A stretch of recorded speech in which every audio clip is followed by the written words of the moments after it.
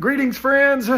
We've been talking about the words of Jesus, red letters in the New Testament. Yesterday, we looked at the word forgiveness and how we must forgive one another over and over and over again. Don't hold grudges. Well, today we want to look at a word in Sermon on the Mount, same sermon where Jesus talked about forgiveness. We're going to look at a word, judging. In fact, in chapter 7, verse 1, Jesus says, "Judge not, that you be not judged. For with what judgment you judge, you will be judged with the measure you use." It will be measured back to you. In other words, how you judge others, you're going to be judged the same way.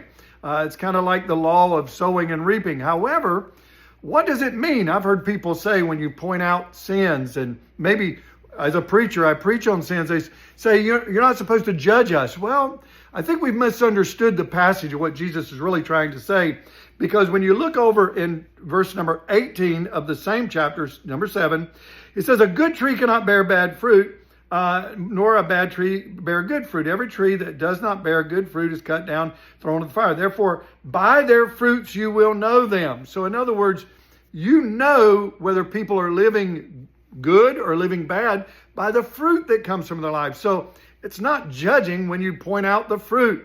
But what does it mean? Well, if you read on down in this passage here, it says, verse number 3, "Why do you look at the speck in your brother's eye, but do not consider the plank in your own eye? Or how can you say to your brother, 'Let me remove the speck from your eye,' and look at a plank in your own eye? Hypocrite, first remove the plank from your own eye." So I think what the Lord is trying to tell us here is that it's so often it's easy to see the faults and the problems that other people are having, criticize them and judge them, so to speak, when we need to be judging ourselves. We need to be looking at ourselves and trying to improve and become more like Christ ourselves than trying to point out to other people. Now, I realize that we can encourage people and help people, but we've got to be very careful in criticizing and downgrading. We are to uplift and encourage people. So let's not be a judge and condemning. And I think this is a word